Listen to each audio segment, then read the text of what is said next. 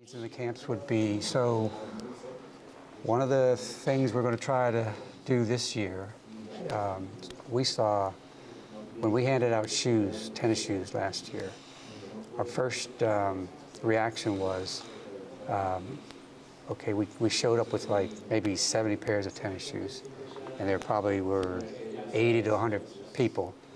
And so our first reaction was like, okay, hey, one pair of shoes each, that's all we can do right now.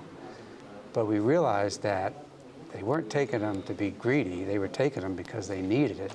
So they would go in the fields, and the shoes that they would wear, they were just regular running shoes or tennis shoes.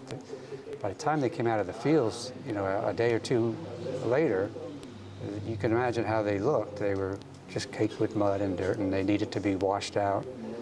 And so the interesting thing you would see is on the roofs of these brick buildings or concrete buildings that were their housing facilities were tennis shoes.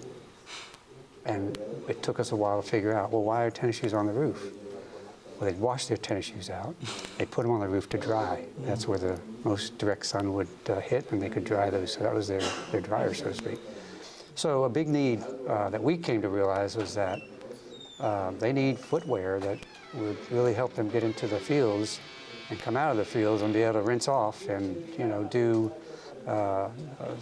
use something that would allow that to be a quick process. So our goal this year is to, we've gone out and bought a couple pairs of these ankle-high boots, and we're going to trial fit some of those with the migrant workers to see if that could be a solution for them. They look like they're very low aggressive tread, so they won't get really caked with muds, but it looks like something that they could wear in the fields, go home, rinse off, and have it dry by the next morning and be comfortable enough to work all day long. So that was one specific need that we saw.